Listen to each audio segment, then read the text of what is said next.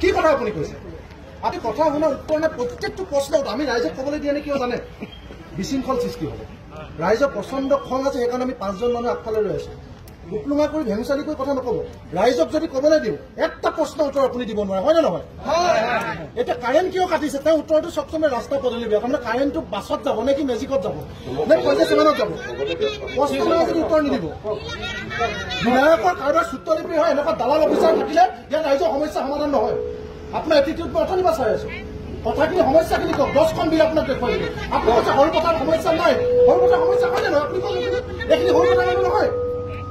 আপোনালোকক কোনোবাই ফোন কৰি কৈছে তাত কোনোবা লিডাৰ আহিব সৰু পথাৰ বাহিৰত, তেওঁলোকে এইখিনি কথা ক'ব।